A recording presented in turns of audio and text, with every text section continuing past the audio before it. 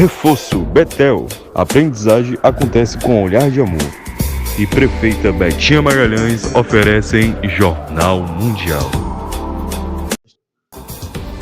Boa noite. Boa noite. A instabilidade no sistema de acesso ao Porto de Salvador provoca mais de 6 quilômetros de fila de caminhões. Um estudo que avalia os impactos das mudanças climáticas diz que o Rio de Janeiro e São Paulo estão entre as cidades que serão afetadas pela migração do clima. Cresce o número de venezuelanos que cruzam a fronteira com o Brasil após a reeleição do presidente Nicolás Maduro. O opositor Edmundo Gonzalez diz que foi coagido a reconhecer a reeleição do atual presidente. O procurador-geral da Venezuela vai pedir o mandado de prisão do presidente da Argentina, Javier Milei, por um avião de carga apreendido no aeroporto de Buenos Aires. Após o acesso parcial à rede social X, o ministro Alexandre de Moraes determina a suspensão dos acessos no Brasil sob pena de multa diária de 5 milhões de reais. O Jornal Mundial começa agora.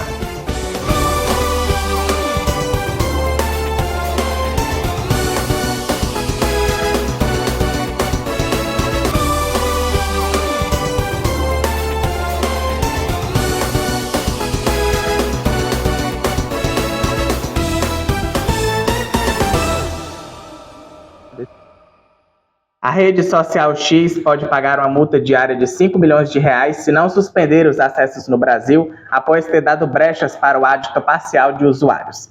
A ordem foi dada pelo ministro do Supremo Tribunal Federal, Alexandre de Moraes.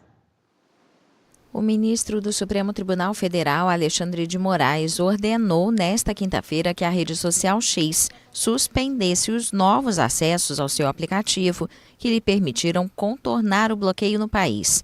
A ordem judicial pede que a plataforma do magnata Elon Musk imediatamente suspenda a utilização de seus novos acessos, sob pena de multa diária de 5 milhões de reais. Mais cedo, a Agência Nacional de Telecomunicações, a Anatel, afirmou que a rede social X demonstrou intenção deliberada de descumprir a ordem do STF de suspensão. A declaração foi feita depois que a plataforma voltou a estar disponível para alguns usuários. Na quarta-feira, o X havia afirmado que a restauração do seu serviço no Brasil horas antes foi consequência involuntária de uma mudança de servidor e que foi temporária. A Anatel disse em nota ter constatado que a rede social X estava acessível a usuários em desrespeito à decisão judicial do STF de 30 de agosto, quando a rede foi bloqueada. O aplicativo do X ainda estava acessível nesta quinta-feira para alguns usuários. O ministro do STF, Alexandre de Moraes, ordenou o bloqueio da rede social de propriedade de Musk, responsável, segundo ele, por descumprir ordens judiciais de suspensão de contas acusadas de desinformação e por se recusar a nomear um representante ilegal no Brasil. Uma instabilidade no sistema de acesso ao Porto de Salvador, na Bahia, provocou mais de 6 quilômetros de fila de caminhões. A reportagem é de Rodrigo Jesus. Uma instabilidade no sistema de acesso ao Porto de Salvador gerou uma longa fila de caminhões de mais de 6 quilômetros desde a madrugada desta quinta-feira. Os veículos estão parados na Rótula do Abacaxi, ao bairro do Comércio. Alguns caminhoneiros relataram que houve um problema com o sistema e esperam mais de 5 horas para entrar no porto. Os trabalhadores também alegaram que agentes da Polícia Federal pediram para que eles retirassem os veículos da pista. Em nota, a Autoridade Portuária da Bahia, a Codeba, informou que o sistema de acesso ao terminal de contêiner de Salvador, TECOM, apresenta instabilidade nesta quinta-feira, o que causa engarrafamento de caminhões na via expressa. A autoridade portuária informou ainda que aumentou o quadro de colaboradores para atender a alta demanda com a chegada de novas rotas de navio e maior movimentação de caminhões na área portuária, e que deu todo o suporte para solucionar o problema. Já o terminal de contêineres afirmou que o sistema operacional apresentou uma estabilidade no banco de dados por um período aproximado de 2 horas na noite de quarta-feira, que impactou a entrada e saída de caminhões. Segundo o TECOM, por causa da intensa movimentação programada, começou uma demanda represada na entrada e saída de veículos. Com isso, uma força-tarefa para diminuir os impactos foi montada. O Rio de Janeiro e São Paulo estão entre as cidades que serão afetadas pela migração climática. O alerta é de um estudo que avalia os impactos das mudanças no clima. 10 cidades de 3 continentes, incluindo Rio de Janeiro, São Paulo, Salvador e Curitiba, no Brasil, vão precisar se preparar para acolher 8 milhões de migrantes climáticos nos próximos 25 anos, caso as emissões não diminuam. A análise realizada pelo Grupo C40 de grandes cidades para a liderança climática e o Conselho de Imigração de Prefeitos examina o impacto das mudanças climáticas na migração interna de várias cidades. Além das brasileiras citadas, estão Bogotá, na Colômbia, Amman, na Jordânia, Karachi, no Paquistão, Dhaka, em Bangladesh, Acre, em Gana e Freetown, em Serra Leoa. O número de migrantes vai variar conforme o aumento do aquecimento global. Rio de Janeiro, Bogotá e Karachi poderiam ver um aumento de 3 vezes no número de migrantes climáticos se o mundo não cumprir com as metas do Acordo de Paris de 2015. De acordo com a pesquisa, os deslocamentos vão ocorrer principalmente pela redução na produção agrícola, pelo aumento do nível do mar e pelos eventos climáticos extremos, como enchentes e incêndios florestais. Cerca de 800 milhões de empregos estão ameaçados em todo o mundo por causa dos impactos das mudanças climáticas e das transições ecológicas mal planejadas. Para frear esse avanço, é preciso mais cooperação global.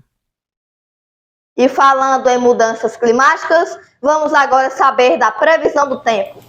Boa noite, Marcelo. O que você traz aí? Boa noite, Alice. Boa noite, Gabriela. E boa noite para você. O Brasil continua quente, seco e com pouca chuva nesses últimos dias do inverno de 2024. Nesta sexta-feira, a chuva no país se restringe a poucas áreas do sul, do norte e da costa leste e do nordeste. Calor acima de 40 graus e níveis de umidade no ar abaixo de 20% vão continuar sendo observados em áreas do centro-oeste, do interior do nordeste e do norte do Brasil. O calor de quase 40 graus e ar muito seco também ocorre em áreas do interior de São Paulo e de Minas Gerais. No sul, volta a chover em várias áreas da região. A aproximação de uma frente fria e a passagem de instabilidades provocam pancadas de chuva sobre o Rio Grande do Sul, Santa Catarina e Paraná. No decorrer do dia, a chuva se espalha sobre o Rio Grande do Sul e deve chegar na Grande Porto Alegre à noite. O tempo seco e o calor predomina no sudeste e no centro-oeste do país. Risco para novos focos de incêndio permanece elevado nas duas regiões. Só tem previsão de um pouco de chuva no litoral do Espírito Santo e destaque para temperaturas em elevação e aumento da sensação de calor nas duas regiões. O calor acima dos 40 graus volta a ser observado em várias áreas de Mato Grosso do Sul e de Goiás. Cuiabá, capital de Mato Grosso, deve ser novamente um dos locais mais quentes do Brasil nesta sexta-feira, com temperatura máxima acima de 40 graus. Outro destaque importante no centro-oeste e no interior do sudeste é a baixa umidade do ar, com níveis abaixo de 20% em muitos locais das duas regiões. A capital do Brasil, Brasília, deve registrar mais um dia de temperaturas elevadas e predomínio de ar seco. No Nordeste, a infiltração marítima também segue favorecendo a ocorrência de chuva fraca em vários locais da costa leste da região. A chuva pode ser moderada entre o litoral de Alagoas e de Pernambuco. A chuva enfraquece, mas continua no extremo sul da Bahia. Já pelo interior nordestino e na costa norte da região, a condição de tempo seco e quente ainda predomina. Os níveis de umidade do ar ficam abaixo de 20% em muitos locais. Temperaturas nas casas dos 40 graus podem ocorrer no oeste da Bahia, no interior do Piauí e do Maranhão. Na região norte, a maioria das áreas da região continua com tempo seco e muito quente. Nuvens carregadas crescem sobre o Amazonas, Roraima e no sudeste do Pará e provocam algumas pancadas de chuva localizadas durante o dia. A umidade do ar volta a atingir níveis críticos no sudeste do Pará, em praticamente todo o Tocantins e no extremo sul de Rondônia, com índices abaixo de 20%, cenário que favorece a expansão de focos de queimada. Eu volto logo mais no bloco de economia. Alice. Muito obrigada, Marcelo, pelas suas informações e até já no bloco de economia. Veja a seguir os destaques do bloco de economia. E cresce o número de venezuelanos que cruzam a fronteira para o Brasil após a reeleição do presidente Nicolás Maduro.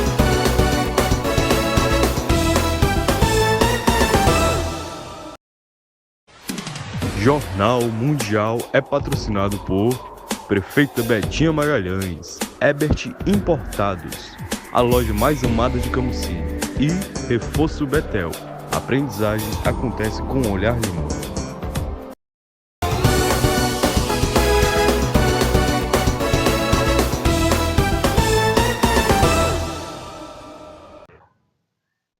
Hora do bloco de economia.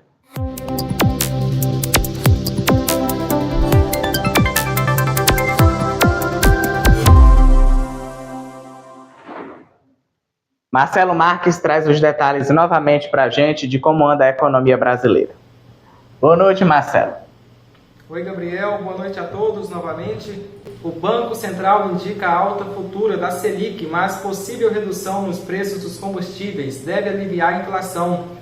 O Comitê de Política Monetária, o Copom, do Banco Central, adotou um tom mais duro nesta quarta-feira, ao anunciar a alta de 0,25 ponto percentual na Selic, a taxa básica de juros da economia. No comunicado, o Banco Central sinalizou que a dose do aumento pode ser ainda maior nas próximas reuniões, até o fim do ano, a depender do cenário econômico. Ou seja, que a taxa agora em 10,75% ao ano pode passar por elevações de 0,5 ponto percentual nas próximas reuniões. Há, no entanto, possíveis boas notícias no horizonte que pode ajudar a reduzir essa pressão inflacionária no país. Por exemplo, a queda dos juros nos Estados Unidos, anunciada também nesta quarta pelo Banco Central do país. Com juros mais baixos nos Estados Unidos e mais altos no Brasil, o dólar deve recuar. E com isso a Petrobras pode acabar reduzindo o preço dos combustíveis, especialmente do diesel, no curto ou médio prazo. O dólar engata a sétima queda seguida e fecha em R$ 5,42 após decisões de juros dos Estados Unidos e Brasil. O Ibovespa cai. O dólar fechou em queda nesta quinta-feira pelo sétimo pregão seguido, com investidores repercutindo as decisões da principal superquarta do ano, o nome dado à data em que coincidem as reuniões que definem as taxas de juros do Brasil e dos Estados Unidos. Enquanto nos Estados Unidos, o Fed, o Banco Central norte-americano, deu início ao ciclo de cortes de juros no país, com a redução de 0,50 ponto percentual, levando o intervalo para 4,75% a 5% ao ano. Por aqui, as atenções ficaram voltadas para a decisão e o comunicado do Comitê de Política Monetária, o Copom. O Banco Central do Brasil decidiu aumentar a taxa básica em 0,25 pontos percentuais para 10,75% ao ano, na primeira alta da Selic do atual mandato de Lula. A decisão veio em meio à piora das projeções sobre a inflação brasileira e diante das preocupações com o quadro fiscal. Uma boa noite a todos. Até amanhã. Gabriel. Muito obrigado, Marcelo, pelas suas informações. Boa noite e até amanhã.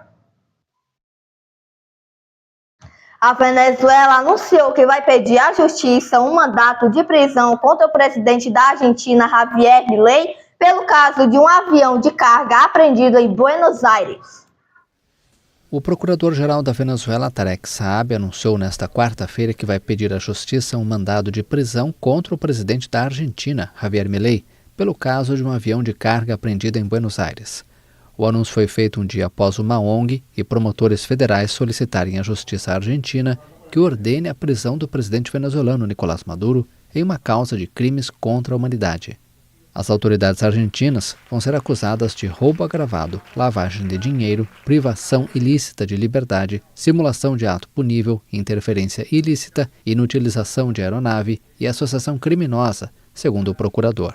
Saab também anunciou uma investigação por crimes contra a humanidade no controle de protestos contra o governo direitista, que chamou de genocídio. Hemos decidido Decidimos nomear um promotor especializado em proteção dos direitos humanos para realizar as investigações correspondentes contra o presidente argentino Javier Milei e sua ministra da Segurança, Patricia Bullrich, que devem responder à justiça pelas ações cometidas contra o povo argentino. Quienes deberán responder ante la justicia por las acciones cometidas contra el pueblo argentino. A Argentina repudiou as ordens de apreensão após o incidente com o avião da empresa Entrasur, disse um comunicado divulgado pela chancelaria do país. Ainda segundo a Argentina, o caso mencionado foi resolvido pelo Poder Judiciário, sobre o qual o Executivo não pode nem deve ter interferência alguma em aplicação de um acordo internacional. Retido em Buenos Aires desde junho de 2022 por ordem judicial, o avião foi vendido à Venezuela pela companhia aérea iraniana Mahan Air, alvo de sanções.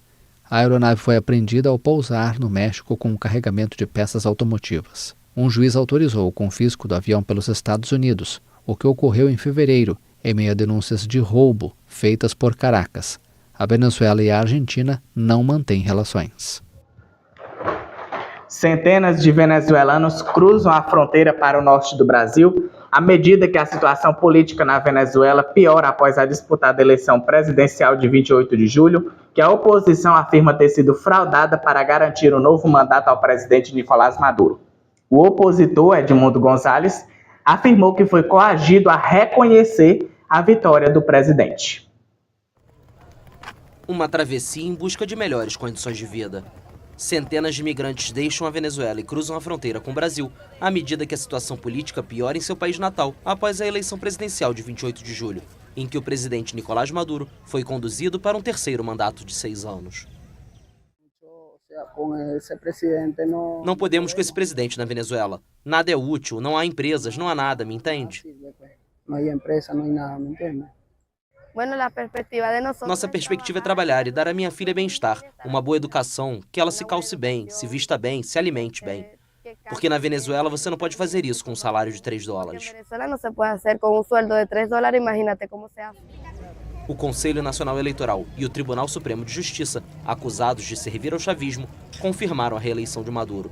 Mas a oposição aponta fraude no processo e afirma que seu candidato, Edmundo González Urrutia, foi o verdadeiro vencedor.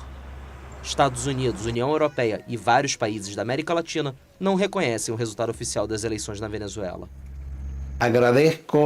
Documento assinado sob coação para se exilar na Espanha. Nesta quarta-feira, o candidato da oposição venezuelana, Edmundo González Urrutia, deu sua versão sobre um documento em que endossa a vitória eleitoral de Nicolás Maduro. Em outras palavras, ou firmava ou me atenía a las... Em outras palavras, ou assinava ou enfrentava as consequências. Foram horas muito tensas de coerção, chantagem e pressão. Naquele momento, considerei que poderia ser mais útil livre do que trancado e incapaz de cumprir as tarefas que me foram confiadas pelo soberano. E impossibilitado de cumprir com as tarefas que me encomendou o soberano. O documento teria sido levado pelo presidente do parlamento, Jorge Rodríguez, e pela vice-presidente, Delcy Rodrigues, à embaixada espanhola em Caracas, onde o opositor estava refugiado. O presidente do parlamento exibiu a carta à imprensa também nesta quarta-feira e negou ter coagido González Urrutia. Ele nos buscou a nós. Ele nos procurou. Não houve medidas de qualquer tipo, como eles apontaram. Claro, agências de imprensa estrangeiras e setores do extremismo existentes aqui na Venezuela. Não havia nenhuma situação em que o senhor González Urrutia pudesse se sentir violado. Muito pelo contrário. O senhor González Urrutia pudiera sentir-se violentado. Muito por el contrário. O texto, datado de 7 de setembro e endereçado a Rodrigues, havia sido divulgado pelo Ministério da Comunicação em um grupo do Telegram, sem assinaturas.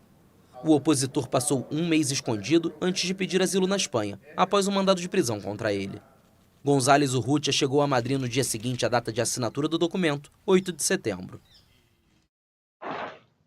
O Equador iniciou na noite de quarta-feira o racionamento de energia elétrica por até 6 horas, dando lugar à manutenção do sistema de transmissão às vésperas de novos apagões forçados. O país enfrenta a maior seca em 60 anos. O Equador começou a racionar energia elétrica devido à pior seca dos últimos 60 anos. Várias cidades e regiões do país ficaram no escuro a partir das 10 da noite de quarta-feira. Áreas estratégicas como hospitais e o serviço de segurança estão excluídas do racionamento. Antes do corte de energia, policiais e soldados patrulhavam as ruas da capital. Estamos identificando as pessoas, retirando as divergências, fazendo o registro se possuem armas de fogo e também alertando que só podem circular até as 22 horas. Por favor, cheguem em casa o mais cedo possível para que estejam seguros e saibam que a Polícia Nacional vai estar aqui até as 6 da manhã para poder proteger durante a noite e evitar qualquer transtorno com o crime. A demanda de energia do Equador depende 70% das hidrelétricas. O racionamento vai ser colocado em prática novamente nas noites de 23 a 26 de setembro. Para economizar energia, o setor público vai adotar o trabalho remoto na quinta e sexta-feira desta semana e da próxima.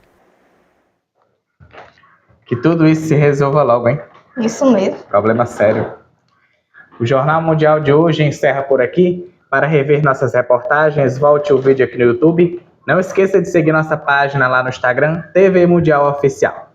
E antes de encerrar, eu quero dizer que amanhã o JM, pela primeira vez, será apresentado por 2 homens aqui na bancada. Pedro Lucas e eu estaremos apresentando as notícias do Brasil e do mundo para você. Boa noite, até amanhã. Boa noite.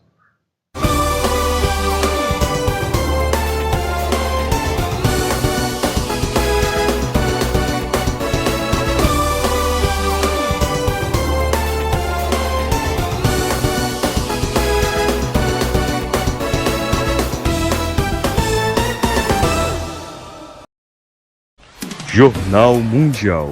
Oferecimento Ebert Importados, a loja mais amada de Camusim. Reforço Betel. A aprendizagem acontece com olhar de amor. É a nossa querida prefeita Betinha Magalhães.